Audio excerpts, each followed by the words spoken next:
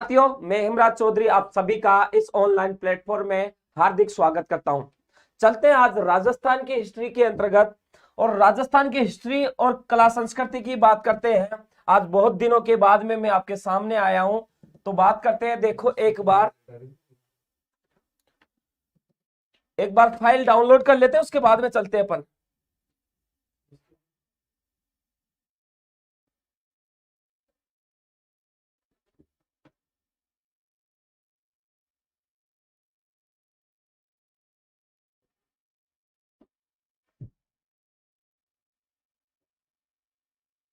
देखो, सभी को प्यार भरा नमस्कार मेरा। बहुत दिनों के बाद आया हूं, सभी ईद के चांद को पूजा का नमस्कार गुरुजी। हाँ, पूजा नमस्कार है ना। हाँ बिल्कुल, मैंने देख लिया तेरा कमेंट, सबसे पहले देख लिया था। जल्दी आ जाइए सर, बिल्कुल आ गया। विष्णु वर्मा, भरतपुर नाम ही काफी है। गुरुजी धाकड़ का प्रणाम, बिल्कुल एक्सेप्ट करता हूँ धाकड़, तेरा प्रणाम।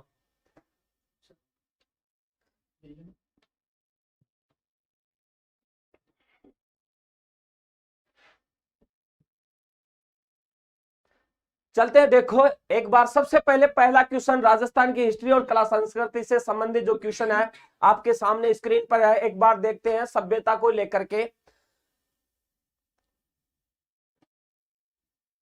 बड़े दिनों के बाद चिट्ठी आई, एडवोकेट दीपक कुमार। अच्छा, हाँ मैं थोड़ी सी तबीयत क्या सर्वर डाउन हो गया था, ये सर्दी लपेटे में ले ली थी, इसलिए मैं छुट्टियों पे चल रहा था, है ना। चलो अब रेगुलर बने रहेंगे, कोई दिक्कत नहीं है।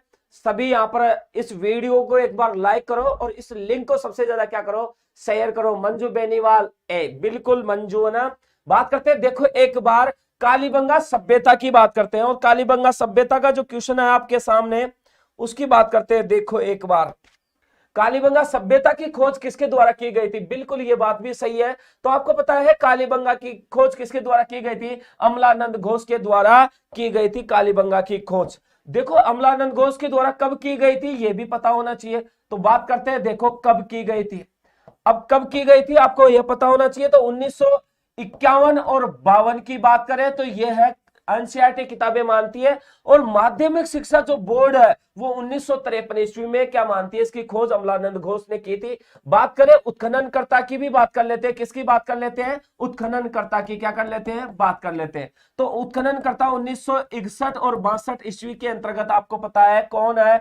तो बीबी लाल, बीवी लाल की बात करते हैं। बीवी लाल और बात करते हैं बीके थापर, बीके थापर की क्या करते हैं, बात करते हैं। इन्होंने क्या किया था 1961 से लेकर के 1962 ईस्वी में इनकी क्या की थी, उत्खननकर्ता के रूप में खोज की थी। ये भी पता होना चाहिए। एक बार चलते हैं आगे की। देखो, अगला क्वेश्चन की बात करते हैं, क्वेश्चन नंबर 2 की। निम्न में से कौन सा राजस्थान की आहार या बनास संस्कृति का प्रमुख स्थल नहीं है? यह बात भी अच्छी बात है कि कौन सा ऐसा ऑप्शन है जो यहां पर आहार और बनास संस्कृति का क्या नहीं है, यहां पर प्रमुख स्थल नहीं है। तो बात करते हैं। देखो, गिलुंड। अब आपको पता है गिलुंड कहां पर पड़ता है? तो राजसमंद में पड़ता है। आपको पता है कहां पर पड़ता है? ये राजसमंद में पड़ता है। बात करते हैं इसके बाद में। देखो, बालाथल की बात करें तो बालाथल भी किस संस्कृति का है? यहाँ पर आहार और बनास संस्कृति का पड़ता है। ओजियाना भी किसका पड़ता है? ये आहार और बनास संस्कृति का स्थल मानते हैं, ध्यान रखना। आहार और बनास संस्कृति का क्या मानते हैं? इसको भी यहाँ पर स्थल मानते हैं, ये भी पता होना चाहिए आपको। संस्कृति का क्या मानते हैं? इसे यहाँ पर स्थल मानते हैं। उसके बाद में लोथल ऐसा है जो इस आहार और बनास संस्कृति का क्या है, प्रमुख स्थल नहीं है ना। ठीक है, आगे की बात करते हैं। देखो, एक बार, हाँ बिल्कुल, लोथल कहां पर पड़ता है? तो लोथल की भी बात करते हैं, अहमदाबाद में पड़ता है। कहां पर पड़ता है? ये अहमदाबाद के अंतर्गत पड़ता है। अहमदाबाद कहां पर पड़ता है? तो गुजरात में पड़ता है, गुजरात के अंतर्गत पड़ता है। बात करें, देखो लोथल की खोज की भी बात कर लेते हैं। थोड़ा सा ये भी बता देता हूं, लोथल की खोज कब हुई है इसकी भी बात कर लेता हूं। तो इसकी 1957 ईस्वी के अंतर्गत किसने की है? तो आपको यह भी पता होना चाहिए, एनजी मजूमदार या गोपाल मजूमदार ने, एनजी मजूमदार या गोपाल मजूमदार ने इसकी क्या की है, खोज की है। एनजी मजूमदार या गोपाल मजूमदार ने इसकी क्या की है, खोज की है। ये भी है ना। तो ये भी क्या है, इससे संबंधित जो चीजें मैंने आपके सामने रखी है। आगे की बात करते हैं क्वेश्चन नंबर 3 की। एक बार देखो,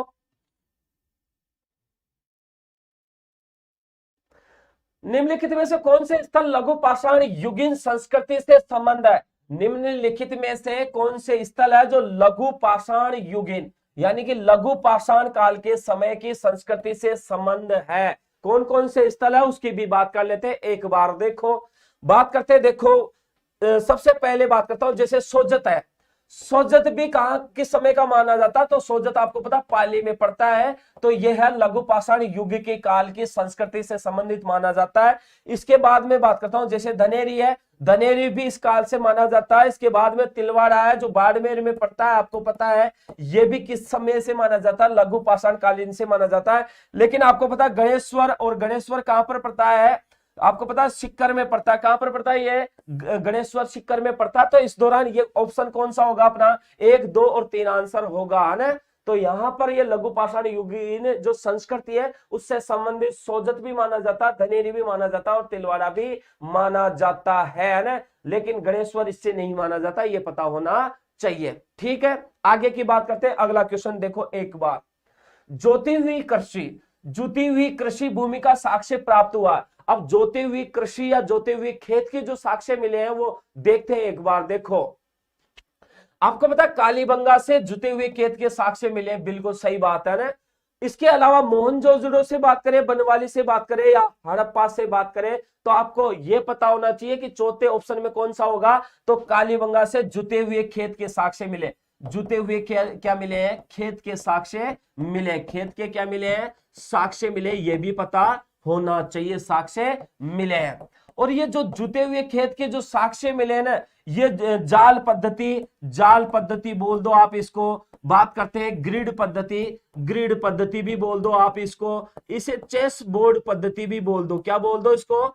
चेस बोर्ड पद्धति भी बोल दो। कौन सी पद्धति? चेस बोर्ड पद्धति भी बोल दो। ध्यान रखना, चेस बोर्ड पद्धति की भी क्या कर लेते हैं? बात कर लेते हैं। तो इस नामों से इनको क्या किया जाता है? जाना जाता है। दोहरे जुते हुए खेत के साक्ष्य मिले, ध्यान रखना, दोहरे जुते हुए खेत के क्या मिले हैं? जुते हुए खेत के साक्ष्य मिले, ये भी पता होना चाहिए। दोहरे जुते हुए खेत के क्या मिले? साक्ष्य मिले हैं ना। मेरी शादी में करूंगी, यस माय डियर। अरे ये पूजा रहने दे, अभी शादियों की बात नहीं हो रही, पहले नौकरी लग जा। हाँ शादियों की बात हो रही है यहाँ पर। पता नहीं, हम तो अभी बिना शादी घूम रहे हैं इसको शादियां आ रही है पता नहीं कहां से। हाँ छोरे मिलते कहाँ है? मिलते ही नहीं है पहले। हाँ अच्छे छोरे तो मिलते ही नहीं है।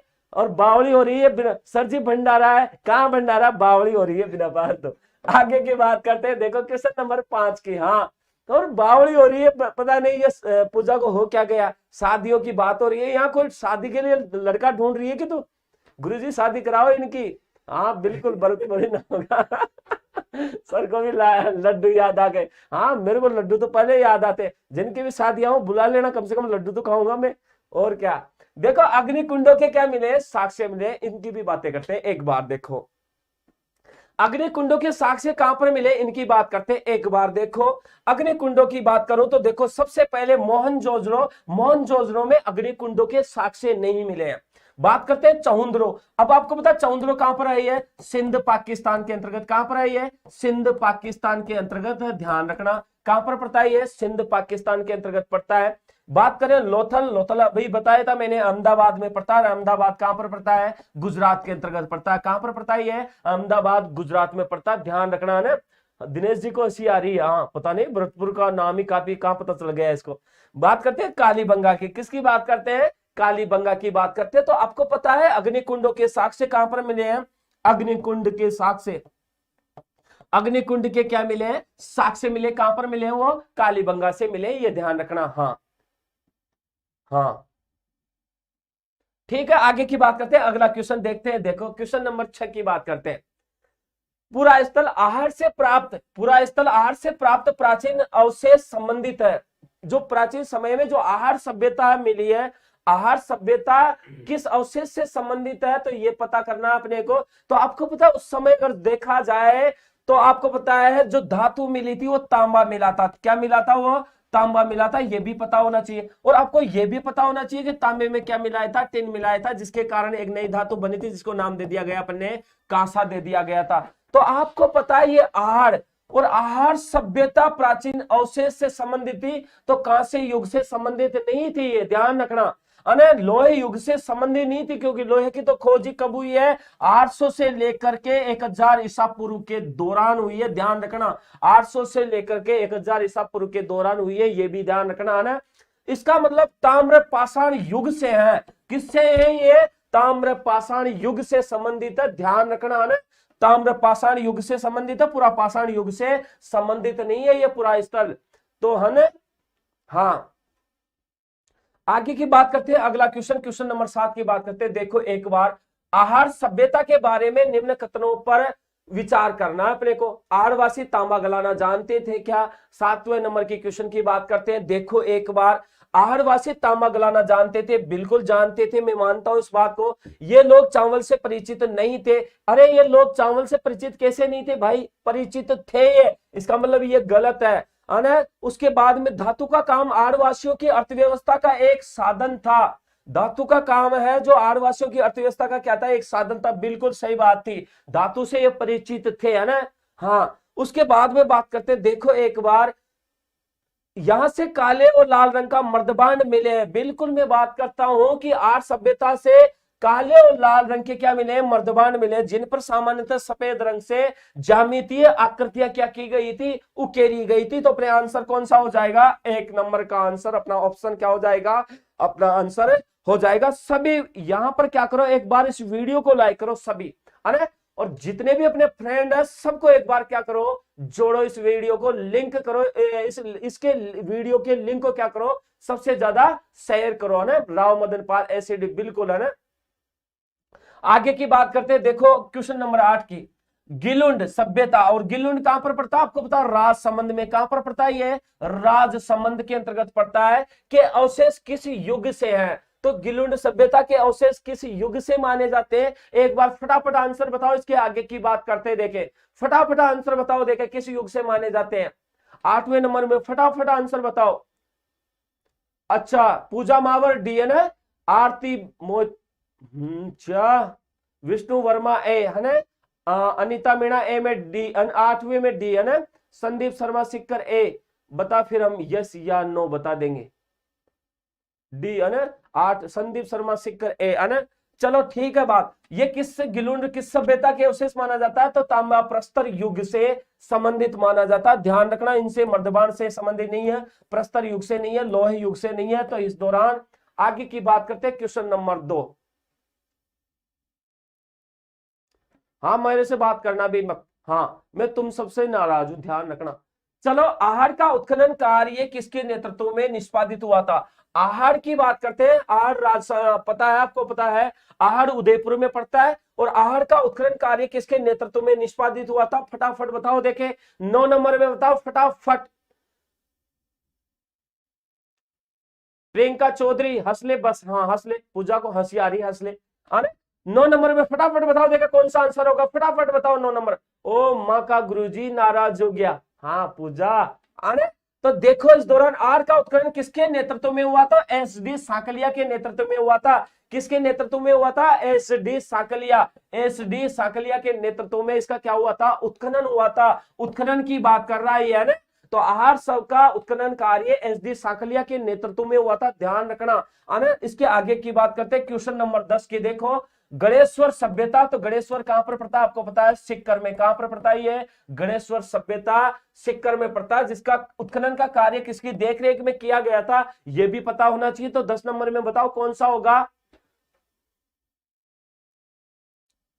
फटाफट बताओ। देखे गणेश्वर सभ्यता का उत्खनन कार्य किसके देखरेख में हुआ था? तो एस डी साकलिया के नेतृत्व में नहीं, ए एन घोष के नहीं, वी एन मिश्रा के नहीं, तो किसके नेतृत्व में हुआ था? आर सी अग्रवाल के। किसके नेतृत्व में हुआ था? आर सी अग्रवाल के नेतृत्व में गणेश्वर सभ्यता का क्या हुआ था? उत्खनन हुआ था, ध्यान रखना। इसके बाद में बात करता हूं, देखो गणेश्वर सभ्यता का संबंध किस नदी से संबंधित है? तो गणेश्वर सभ्यता में सिंधु नदी नहीं बहती है, आर नहीं बहती, सरस्वती नहीं बहती, कांटली या काटगी नदी बहती है, कांटली या काटगी नदी बहती है, ध्यान रखना, कांटली या काटगी नदी बहती है, ध्यान रखना। ये नदी कहां पर बहती है? तो सिक्कर में बहती है, ध्यान रखना, ये भी, है ना। हाँ, तो गणेश्वर सभ्यता का जो खोज हुई थी वो कांटली या काटगी नदी में हुआ था, है ना। सुरेंद्र गुरु प्रणाम गुरुदेव। बिल्कुल सुरेंद्र, मैं बहुत दिनों बाद में आया हूं, तू भी बहुत दिनों बाद में आया है। हाँ, चलो, हाँ बिल्कुल बिल्कुल। वो जी, आरती, मंजू, ये किसको पागल बना रही है तू? प्रियंका चौधरी, हेलो सर जी। हाँ प्रियंका चौधरी नमस्कार। जीपी विशाल अग्रवाल, जय श्री राम। बिल्कुल जय श्री राम है ना, nice class sir. Anita Meena thank you ना, थैंक यू। आगे की बात करते हैं क्वेश्चन नंबर 12 की। देखो एक बार, निम्न में से किस स्थल से जाख बाबा की प्रतिमा मिली है? निम्नलिखित में से किस स्थल से जाख बाबा की क्या मिली है? प्रतिमा मिली है। फटाफट बताओ, देखे किस स्थल से मिली है, देखे फटाफट बताओ। तो आभानेरी से नहीं मिली, किराड़ू से नहीं मिली, कहां से मिली है? नोह से। और नोह कहां पर पड़ता है बताओ फटाफट। नोह कहां पर पड़ता है? ये नोह, नोह कहां पर पड़ता है ये बताओ फटाफट, कहां पर पड़ता है ये नोह? भरतपुर में। कहां पर पड़ता है ये नोह? भरतपुर में पड़ता है। कहां पर पड़ता है ये? भरतपुर में पड़ता है। और वहां से किसकी प्रतिमा मिली है? जाख बाबा की प्रतिमा मिली है, ध्यान रखना। भरतपुर से कहा किसकी मूर्ति मिली है? जाख बाबा की मूर्ति मिली है, ध्यान रखना। इसके आगे की बात करते हैं। देखो निम्नलिखित में से किस स्थल से इंडो ग्रीक, इंडो ग्रीक का मतलब है हिंद यवन, इंडो ग्रीक का मतलब है हिंद यवन, शासकों के 28 सिक्के प्राप्त हुए। फटाफट बताओ, बहुत अच्छा क्वेश्चन है, बहुत सिंपल आंसर है इसका। फटाफट बताओ, देखें हिंदी यवन शासकों के 28 जो सिक्के प्राप्त हुए हैं, कहां से हुए हैं? नगरी, नगरी चित्तौड़गढ़ में पड़ता, तो नगरी से नहीं हुए, ध्यान रखना। कहां से नहीं हुए? चित्तौड़गढ़ वाली से नहीं हुए। बेराट कहां पर पड़ता है? तो जयपुर में पड़ता है। इसका मतलब बेराट से हुआ है, ध्यान रखना। नगर आपको पता है टोंक में पड़ता है, तो नगर से नहीं हुआ। अने रेड कहां पर पड़ता है? तो टोंक में पड़ता है, ये भी ध्यान रखना। अने तो कहां से हुआ है? हिंद यवन शैली के जो सिक्के हैं ना 28, वो कहां से मिले हैं? बेराट से मिले हैं, है ना? हाँ बिल्कुल बिल्कुल अनिता, बिल्कुल है ना। हाँ ये पूजा तो लग रही है अपने रिलेशन जोड़ने में, और कोई मतलब नहीं है इसको, तो पढ़ाई से कोई मतलब नहीं है। आगे की बात करते हैं। एक बार देखो क्वेश्चन नंबर 14 की क्या करते हैं, बात करते हैं। देखो धूलकोट कहां पर स्थित है? तो धूलकोट कहां पर है फटाफट बताओ, देखे 14 नंबर के क्वेश्चन में धूलकोट कहां पर है? फटाफट बताओ, देखे फटाफट बताओ, इतना टाइम नहीं है अपने पास।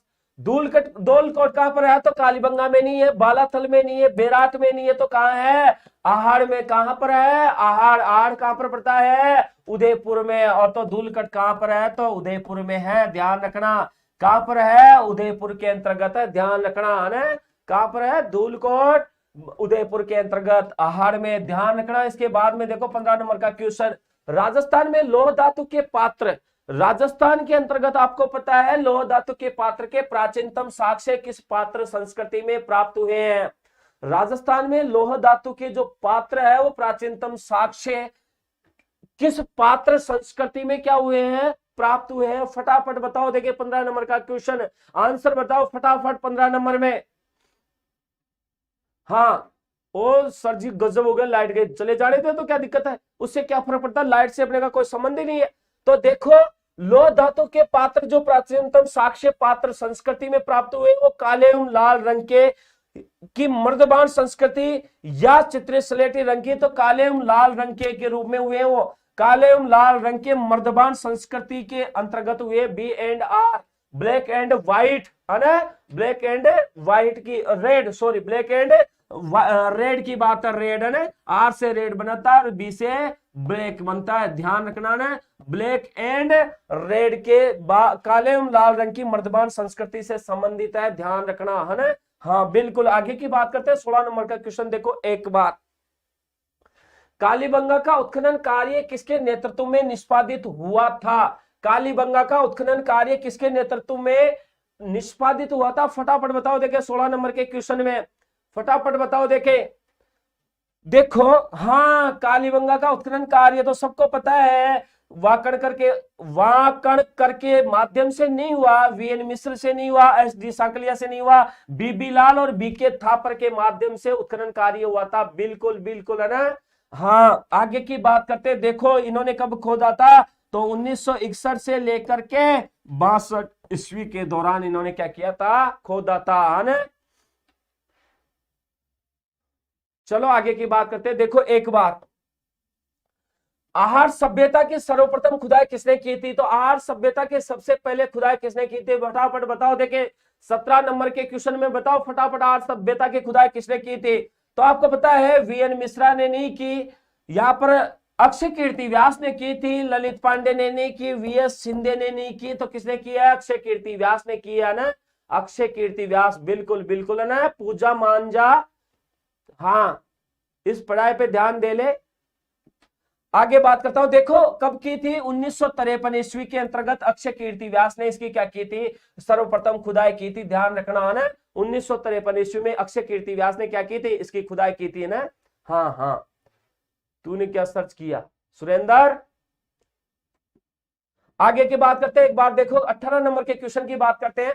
प्राचीन ऐतिहासिक स्थल नगर अवस्थित है। आपको पता प्राचीन काल का समय में नगर जो है वो कहां पर है, तो आपको पता होना चाहिए नगर टोंक में पड़ता है। कहां पर पड़ता है, अभी बताया था मैंने टोंक में। नगरी कहां पर पड़ता है, चित्तौड़गढ़ में। कहां पर पड़ता है, चित्तौड़गढ़ में। आपको पता टोंक के अंतर्गत रेड भी पड़ता है, रेड भी टोंक में पड़ता है, ध्यान रखना है ना। तो इस दौरान ये पता होना चाहिए रेड प्राचीन स्थल है और प्राचीन ऐतिहासिक स्थल वो कहां पर पड़ता है, टोंक में पड़ता है, ध्यान रखना। हाँ पूजा मीणा हमारे टोंक में, अच्छा मैं भी टोंक से ही हूं, घबराए मत। आगे की बात करते हैं, देखो दक्षिणी पश्चिमी राजस्थान के प्राचीन सभ्यता का एक महत्वपूर्ण केंद्र था। दक्षिणी पश्चिमी राजस्थान की प्राचीन सभ्यता का एक महत्वपूर्ण केंद्र था, बिल्कुल गुड क्वेश्चन यहाँ पर। तो बनास नहीं होगा, सिंधु नहीं होगी, आड़ नहीं होगी, कौन होगा, कालीबंगा। आपको पता है इस कालीबंगा का जो मुख्यालय है ना, वो मुख्यालय कहां पर स्थित है, तो मुख्यालय ध्यान रखना दक्षिणी पश्चिम में स्थित है, ध्यान रखना। हनुमानगढ़ के दक्षिणी पश्चिम में कौन स्थित है, कालीबंगा, ध्यान रखना। आर नहीं है, सुरभि आ रहे हैं बेटा, आ रहे हैं, देखो एक बार करो वापस, कोई दिक्कत नहीं, मैं देख लेता हूं अब, है ना।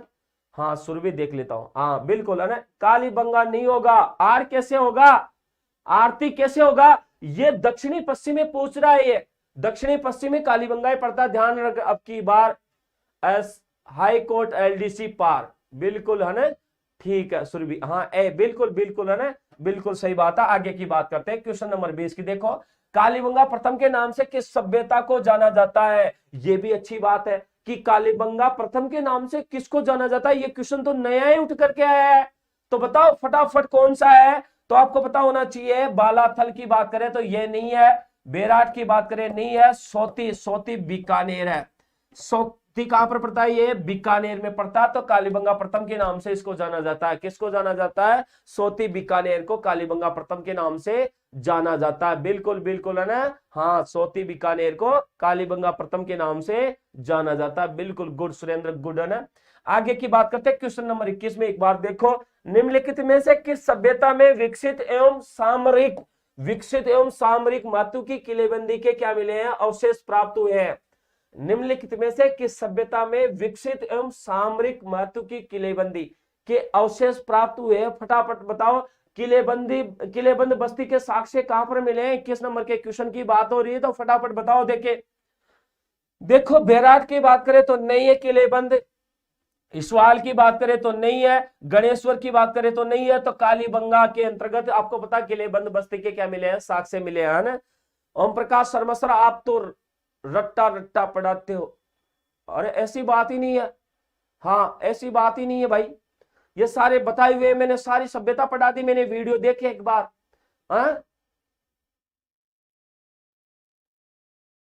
हाँ इसके आगे की बात करते हैं, देखो एक बार क्वेश्चन नंबर 22 की बात कर लेते हैं। बालाथल राजस्थान के ऐतिहासिक स्थलों में से एक है जो कि स्थित है, बालाथल राजस्थान के ऐतिहासिक स्थलों में से एक है जो कहां पर स्थित है, तो बालाथल कहां पर स्थित है, फटाफट बताओ। देखे बालाथल कहां पर स्थित है,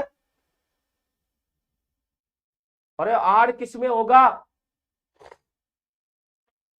बालाथल कहां पर है, फटाफट बताओ। देखे अरे तो बालाथल कहां पर पड़ता है, उदयपुर में, सीकर में नहीं पड़ता, कहां पर पड़ता है, उदयपुर के अंतर्गत पड़ता है। देखा एक बार 21 नंबर का क्वेश्चन देखता हूं, कहां है इसमें आड़, कहां है, देखे मेरे को बता आड़ कहां है। कालीबंगा प्रथम के नाम से आड़ को नहीं जाना जाता, सोती को जाना जाता है, ध्यान रखना इस बात को। आगे की बात करता हूं, देखो देखो एक बार बात करता हूं 23 नंबर के क्वेश्चन की बात कर लेता हूं। देखो निम्नलिखित संस्कृति में से किसे बनास संस्कृति के नाम से भी जाना जाता है? निम्नलिखित में से कौन सी संस्कृति है जो किस नाम से भी जानी जाती है? बनास संस्कृति के नाम से भी जानी जाती है। फटाफट बताओ देखे कौन सी है, अभी बताया था मैंने। कौन सी संस्कृति है जो बनास संस्कृति के नाम से भी जाना जाता है? जैसे कि बात करें आर्य संस्कृति की बात करें, सरस्वती संस्कृति तो वो तो खुद ही सरस्वती के नदी के किनारे, द्रव्यती संस्कृति तो वो तो खुद ही द्रव्यती नदी के किनारे, ये द्वेषदती ये तो खुद ही गग्गर नदी के किनारे। ये कहां से जानी जाएगी? तो आर्य संस्कृति है जो किस नाम से जानी जाती है? बनास संस्कृति, यानी बनास नदी के किनारे मिली है ये, है ना। तो आर्य उदयपुर में पड़ती है, ध्यान रखना। हाँ बिल्कुल है ना, आर्य उदयपुर में है। तो यहाँ कहां से? ये बनास नदी के किनारे होने के दौरान बनास संस्कृति के नाम से ये जानी जाती है। हाँ हाँ, किनारे होने के कारण, बिल्कुल सुरेंद्र बिल्कुल सही है ना। हाँ जी सर, है ना। आगे की बात करते हैं, एक बार देखो क्वेश्चन नंबर 24 की बात कर लेते हैं। आर्य सभ्यता किस अन्य नाम से भी जानी जाती है? तो आर्य सभ्यता अन्य किस नाम से भी जानी जाती है? तो देखो आहड़पुर के नाम से, अगस्त्यपुर के नाम से, आगाटपुर के नाम से, आदमपुर के नाम से। तो बताओ फटाफट किस नाम से जानी जाती है? 24 नंबर में बताओ फटाफट। बिल्कुल बिल्कुल बिल्कुल बिल्कुल बिल्कुल किस नाम से? आगाटपुर के नाम से जानी जाती है, आहड़पुर के नाम से नहीं जानी जाती, ध्यान रखना। हाँ अंकित कुमार, बिल्कुल अंकित ले लिया तेरा नाम। हाँ नाम रट्टू तेरा, है ना। चलो आगे की बात करते हैं। एक बार देखो क्वेश्चन नंबर 25 की भी बात कर लेते हैं। राजस्थान का राज्य वाद्य कौन सा है? राजस्थान का जो राज्य वाद्य यंत्र कौन सा है? कहने का मतलब ये वाद्य यंत्र कौन सा है राजस्थान का, उसकी भी बात कर लेते हैं। एक बार देखो तो राजस्थान का राज्य वाद्य यंत्र किसको माना गया? एकतारा को माना गया है, कि अलगोजा को माना गया है, कि नौबत को माना गया है, ताशा को माना गया? तो किसको माना गया है? अलगोजा को। बिल्कुल किसको माना गया है? अलगोजा को राजस्थान का राज्य वाद्य यंत्र माना गया है, ये भी ध्यान रखना है ना। तो अलगोजा को क्या माना गया है? हाँ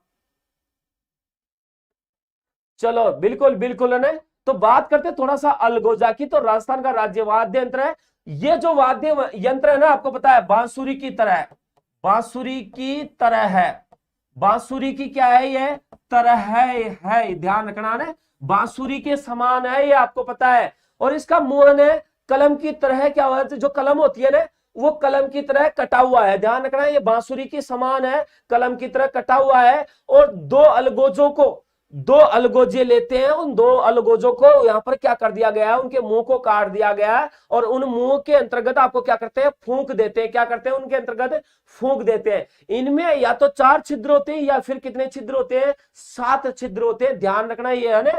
तो ये वाद्य यंत्र की बात करो तो ये वाद्य यंत्र की बात करो तो ये वाद्य यंत्र आपको पता है भील व कालबेलिया जाति के द्वारा, भील व कालबेलिया जाति के द्वारा बजाया जाता है। आपको पता है भील व कालबेलिया जाति के द्वारा बजाया जाता है, जाति के द्वारा बजाया जाता है। आपको पता है ये जो भील और कालबेलिया होती है ना, ये जो सर्प पकड़ते हैं ना पुंगी की तरह, आने वो सर्प पकड़ने में इसी वाद्य यंत्र का काम प्रयोग में लेते हैं, आपको पता होना चाहिए। हाँ इसमें 4 या 7 छिद्र होते हैं, ये भी पता होना चाहिए ना। सर आ जाओ बजा के बताओ एक बार। हाँ जी आरती, हाँ मैं कोई सपेरा हूं क्या जो बजा बजा करके यहाँ पर सांप पकड़ूंगा? हाँ ना, अरे रुक जाओ सर। हाँ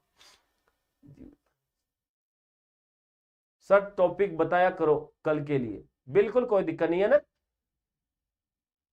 हाँ अरे तो ये बांसुरी की तरह है, और इस बांसुरी की तरह होने के दौरान इसको एक कलम को आगे से काटा जाता है, 2 कलमों को ऐसे समान काट करके जोड़ा जाता है, फिर उसमें फूंक दी जाती है। उसमें 4 या फिर 7 छिद्र होते हैं, जिनको यहाँ पर अंगुलियों के माध्यम से बजा बजा करके आवाज या ध्वनि निकाली जाती है। ये वाद्य यंत्र भील और कालबेलिया जाति के द्वारा बजाया जाता है। प्लीज जीभ मत निकालो यहाँ। हाँ है ना, हाँ बिल्कुल सभी क्लास के टाइम बता दीजिए सर।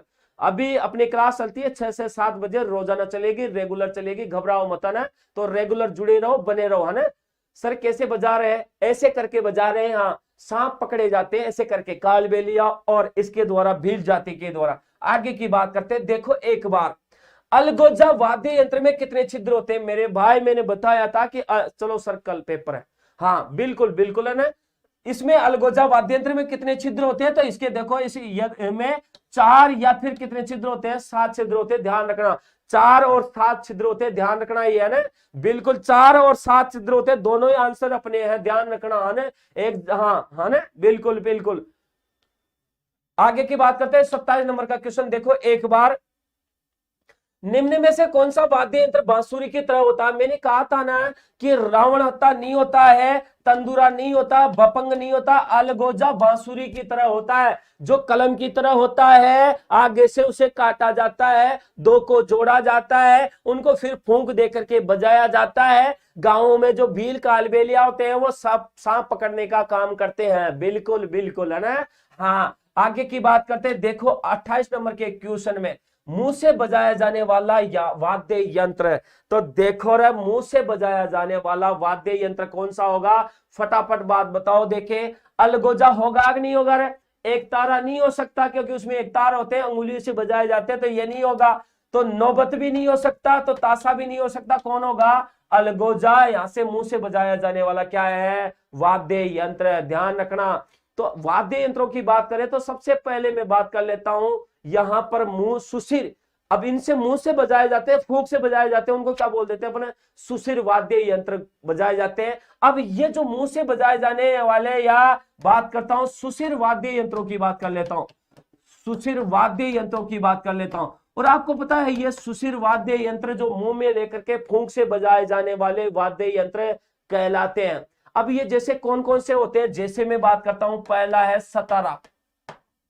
कौन सा है? सतारा वाद्य यंत्र इसी के अंतर्गत आता है। दूसरी में बात कर रहा हूं जैसे पुंगी है, दूसरी बात करता हूं पुंगी है। तीसरा आपके सामने है अलगोजा। कौन सा है? अलगोजा है, ये भी आपको पता होना चाहिए। इसके अलावा मैं बात करता हूं, आपको पता है अलगोजा के बदलावा सहनाई है, मशक है, सहनाई है, सहनाई है। उसके बाद में बात करता हूं मशक है, मशक है। उसके अलावा भी अगर मैं बात करूं तो आपको पता है टोटो है, नड है, टोटो है, टोटो है।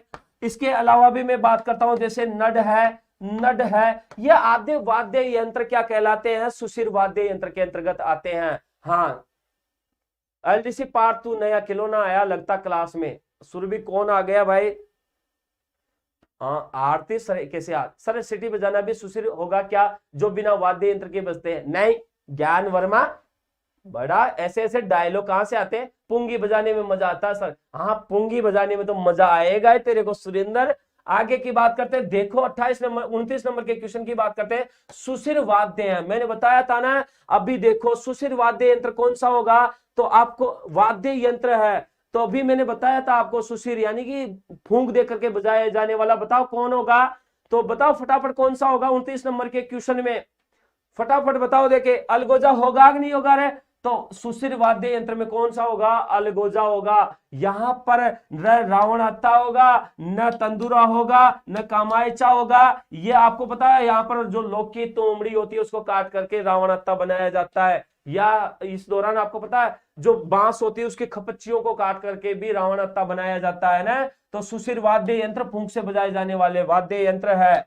इसके बाद में बात करता हूं 30 नंबर का क्वेश्चन। फटाफट बताओ। देखो 30 नंबर के क्वेश्चन को एक बार देखो, बात करते देखो सुमेलित करना है अपने को। सबसे पहले इकतारा की बात करता हूं, तो इकतारा देखो, इकतारा एक ही तार होता है, उसमें कौन सा कहलाएगा? वो तत्वाद्य यंत्र। जिसमें तार होते हैं वो तत्व कहलाते हैं। सर मुझे तो बस बांसुरी बजानी आवे है। अच्छा सुरेंद्र है, इस छोरे को तो सीटी बजाना आता है, तेरे को बांसुरी आता है, इसको पुंगी बजाना आता है, और इस पूजा को तो बंसी बजाना आता है। हाँ सबको अलग अलग आता है। तो एक तारा है जिसके अंतर्गत एक तार होता है, वो क्या कहलाता है? तत्वाद्य यंत्र कहलाता है। अलगोजा की बात करो तो सुशिर वाद्य यंत्र होता है। झांझ की बात करूं तो झांझ क्या होता है मेरे बेटो लालो? झांझ होगा घन वाद्य यंत्र, है जो धातु से बनते वो घन वाद्य यंत्र के अंतर्गत आते हैं। बेटा समझ लेना, ये बहुत अच्छा क्वेश्चन है और ये एलडीसी में क्वेश्चन आएगा। हाँ मुझे तो किसी ने सिखाया है सर। हाँ ज्ञान वर्मा, पूरी टीम बना लो बस। बात करते हैं मांदल, और मांदल में क्या होता है? ये चमड़े से बने होते हैं, अवनद वाद्य यंत्र है ना, अवनद वाद्य यंत्र है। मांदल वो चमड़े से बने होते हैं, एक तरफ चमड़े से एक तरफ लकड़ी से बने होते हैं, जो क्या कहलाते हैं? अवनद वाद्य यंत्र कहलाते हैं। ऑप्शन कौन सा मिल जाएगा अपने? ऑप्शन ए नंबर का मिल जाएगा। सर हमको तो गाना बजाना आता है। तुम्हें कोई गाना बजाना नहीं आता, वो तुमको तो एक ही गाना आता है, मुझे पर्दे में रहने दो, पर्दा ना उठाओ। हाँ, और कोई नहीं आता तुमको, तो मुझे पता है, मुझे तो कुछ नहीं आता है। हाँ, आगे की बात करते हैं। एक बार देखो 31 नंबर के क्वेश्चन की बात करते हैं। मुंह के द्वारा बजाए जाने वाले वाद्य यंत्रों में निम्नलिखित में से कौन सा नहीं है? अरे तो ये तो मुंह से बजाया जाता है। उसके बाद में आपको पता है मुंह के अलावा आपको पता मशक है, ये भी मुंह से बजाया जाता है। इसके अलावा सतारा है, ये भी मुंह से बजाया जाता है। अब कौन सा बचा रहे, कौन सा बचा? रवाज ऐसा है जो मुंह से नहीं बजाया जाता। रवाज कौन सा है जो मुंह से नहीं बजाया जाता? सर आज आप बहुत हंसा रहे हो। हाँ ज्ञान वर्मा, बस हंसाऊंगा नहीं कि टॉपिक ऐसे ही है, मैं क्या करूं भैया, एलडीसी पढ़ ले रहे, रुक जा बेटी का बाप। हाँ सुरभि सही बात, बहुत अच्छी बात बोली है तूने ना। आगे की बात करता है। एक बार देखो क्वेश्चन नंबर 32 की भी क्या कर लेते हैं, बात कर लेते हैं। देखो क्वेश्चन नंबर 32 की बात करें तो निम्न में से कौन सा वाद्य अवनद श्रेणी में आता है?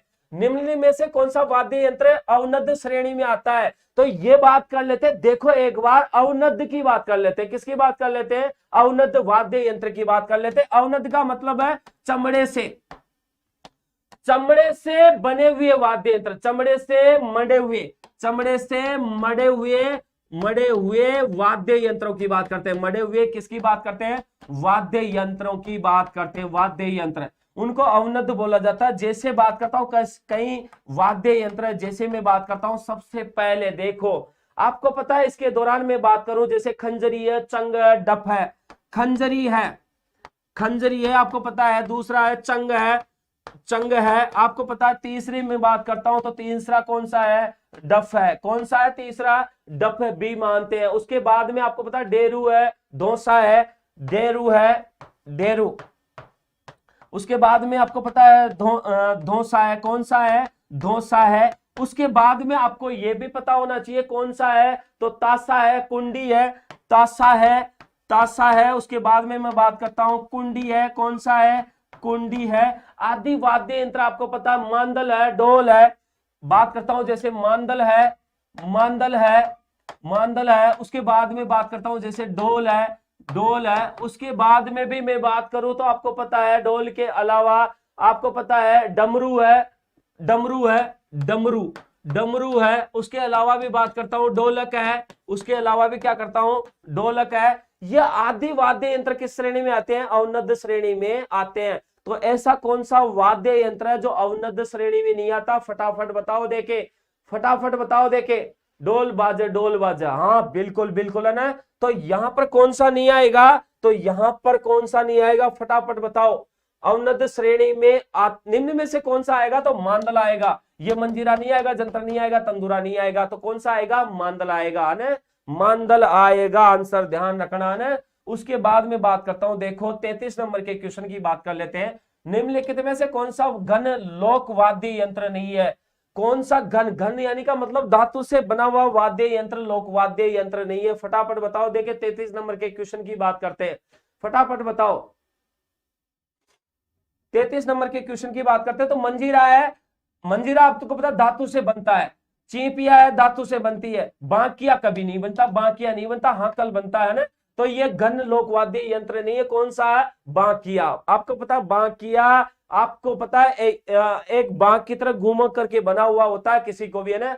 ये किससे नहीं होता? घन लोकवाद्य यंत्र नहीं है, ध्यान रखना। ये बांकिया, हाँ। अरे फुटो डोल पढ़ लियो। हाँ चलो आगे की बात करते हैं। एक बार क्वेश्चन नंबर 34 की भी बात कर लेते हैं। देखो बांकिया, सिंगी और टोटा लोकवाद्य किस परंपरा से संबंधित है? आपको पता बांक की तरह घूम करके बांकिया होता है, एक सिंग वाला एक सिंगी कहलाता है। टोटा लोकवाद्य किस परंपरा से संबंधित है? तो बताओ तत्वाद्य से, एक अवनद्य से, एक घन से, एक सुशिर से। फटाफट बताओ देखे। 34 नंबर के क्वेश्चन की बात हो रही है ना। तो 34 नंबर के क्वेश्चन की क्या हो रही है? बात हो रही है। फटाफट बताओ देखे 34 नंबर में क्या होगा? हाँ बिल्कुल बिल्कुल है ना, सुशिर होगा, फूंक से दे करके बजाए जाने वाले, है ना। सुशिर वाद्य यंत्र होगा। बांकिया, सिंगी, टोटा ने अपने ये भी पहले भी बताया था। सुशिर वाद्य जिसके आगे तड़ी होती है तो वो बांकिया है। हाँ बिल्कुल है ना, बिल्कुल बिल्कुल है ना। आगे की बात करते हैं। देखो 35 में रमझोल किस प्रकार का लोकवाद्य यंत्र है? रमझोल की बात करते हैं। किसकी बात करते हैं? रमझोल की बात करते हैं। तो रमझोल बताओ किस वाद्य यंत्र है? बताओ फटाफट, रमझोल किसका होगा 35 नंबर में? तो देखो रमझोल किस में होगा? फटाफट बताओ। देखे ओम प्रकाश शर्मा गोल्डन है। घन वाद्य यंत्र में किसों में होगा? घन वाद्य यंत्र में। आप देखो घन वाद्य यंत्र में तो ये प्रमुख रूप से किससे बनते हैं? धातु से बनते हैं। जैसे बात करता हूं, जैसे कि बात करता हूं घन वाद्य यंत्र की, किसकी बात कर लेता हूं? घन वाद्य यंत्र की क्या कर लेता हूं? बात कर लेता हूं। देखो घन वाद्य यंत्र में जैसे कई वाद्य यंत्र आते हैं जो धातु से बनते हैं, जैसे मंजीरा है, झांझ है। मंजीरा की बात कर लेता हूं, किसकी बात कर लेता हूं? मंजीरा है, दूसरा है झांझ, दूसरा किसका है? झांझ। उसके बाद में मैं बात कर लेता हूं, जैसे बात कर लेते हैं खड़ताल है, गुरालियो है, खड़ताल, खड़ताल की बात कर लेते हैं, खड़ताल की बात करें। उसके बाद में बात करते हैं घुरालियों की बात करते हैं, घुरालियों की बात कर लेते हैं। किसकी बात कर लेते हैं? घुरालियों की बात करते हैं। उसके अलावा मैं बात करता हूं, देखो आपको पता रमजोड़, तो रमजोड़ तो इसमें आ ही गया होगा ना, रमजोल की बात करते हैं। तो ये सब वाद्य यंत्र किससे संबंधित है? तो ये घन वाद्य यंत्र, ध्यान रखना है। इतने वाद्य यंत्र क्या है? ये सब घन वाद्य यंत्र है, ध्यान रखना है। सर जी मेरा बात भी सुन लीजिए। अंकित कुमार बता बेटा क्या है बात है। आगे की बात करते हैं। देखो 36 नंबर के क्वेश्चन की, सुशिर वाद्य यंत्र कौन सा नहीं है? तो आपको पता अलगोजा सुशिर वाद्य यंत्र नहीं है, ये सब वाद्य यंत्र है। सुशिर वाद्य यंत्र नहीं है, सॉरी है ना। इसकी बात करते हैं, सुशिर वाद्य यंत्र अलगोजा तो है, बिल्कुल है ना, सॉरी सॉरी है ना, सॉरी है ना। आपको पता है, देखो देखो सुशिर वाद्य यंत्र कौन सा नहीं है? 36 नंबर के क्वेश्चन की क्या करते हैं? बात करते हैं। तो अलगोजा तो है, इसमें मशक भी है, नड भी है, रबाज सुशिर वाद्य यंत्र नहीं है ना। हाँ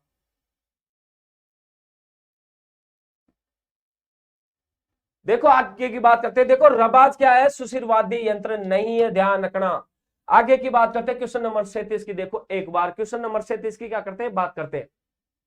देखो एक बार की बात करते हैं क्वेश्चन नंबर 37 की, देखते हो बात करते हैं सुशिर वाद्य यंत्र कौन सा नहीं है। सुरनाई की बात करें तो सुरनाई तो है, अलगोजा भी है, नागफणी भी है, सुशिर वाद्य यंत्र, लेकिन कमायचा नहीं है। कौन सा नहीं है? कमायचा नहीं है। कमायचा कौन सा नहीं है? सुशिर वाद्य यंत्र नहीं है, ध्यान रखना। Order order next please. सही, बिल्कुल। पी की फुल फॉर्म क्या होती है? Baby cute. चलो आगे की बात करते हैं। एक बार देखो सभी, एक बार इस वीडियो को लाइक कर दो, जिन्होंने लाइक नहीं किया एक बार सभी इसको क्या कर दो? वीडियो को लाइक कर दो एक बार।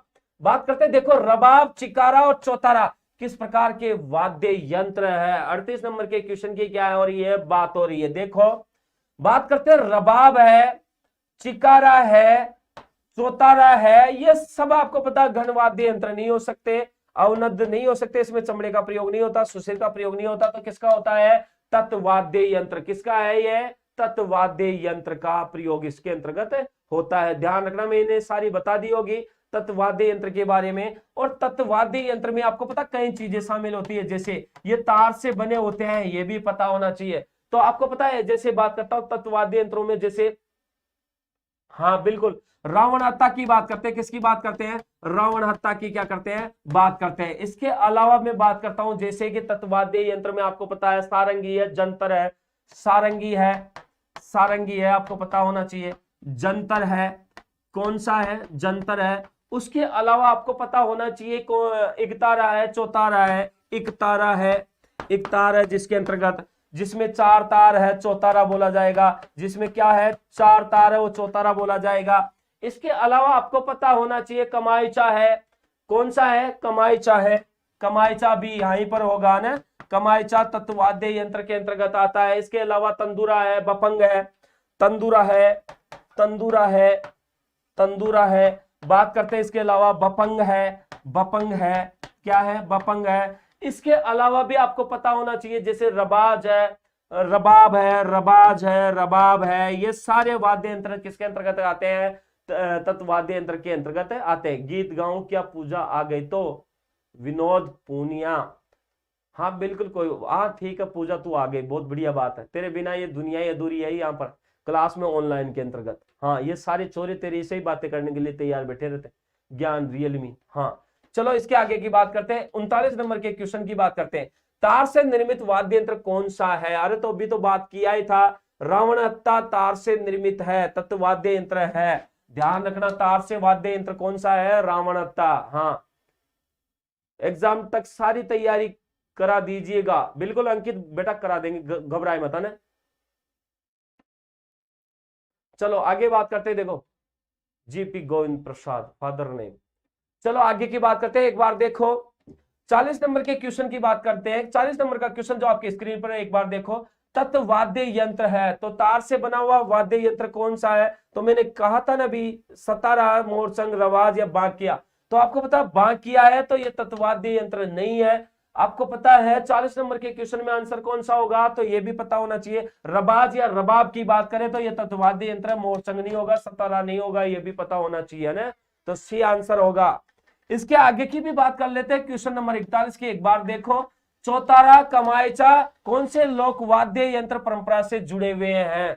यहाँ पर जो चार तार वाले हैं, कमायचा, ये कौन से लोक वाद्य यंत्र परंपरा से क्या हुआ है, जुड़े हुए हैं? तो ये तत्वाद्य यंत्र से जुड़े हुए हैं। किससे जुड़े हुए हैं? ये तत्वाद्य यंत्र से जुड़े हुए हैं, ये पता होना चाहिए।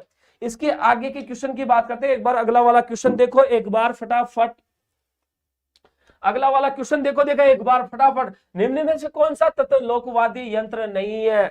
तो आपको पता है रावणता है, रबाज रबाब है। बात करें जैसे बपंग की बात करें, मांदल की बात करें तो बपंग भी है। लेकिन आपको यह पता होना चाहिए 42 नंबर के क्वेश्चन में कौन सा आंसर नहीं हो सकता? तो यहाँ पर मांदल नहीं हो सकता है, क्योंकि यह किससे बना हुआ है? चमड़े से बना हुआ है, ये पता होना चाहिए ना। हाँ बिल्कुल है ना। आगे की बात करते हैं, एक बार देखो क्वेश्चन नंबर 43 की। कौन सा तत्वाद्य यंत्र नहीं है? तो आपको पता होना चाहिए कौन सा तत्वाद्य यंत्र नहीं है। चौतारा तत्वाद्य यंत्र है, जंतर बात करें, रवाज की बात करें, सतारा की बात करें, तो कौन सा नहीं है? फटाफट बताओ। देखे 43 नंबर के क्वेश्चन में तो आपको पता जंतर भी होगा, रवाज भी होगा, सतारा नहीं होगा तत्वाद्य यंत्र। कौन सा नहीं होगा? सतारा तत्वाद्य यंत्र नहीं होगा।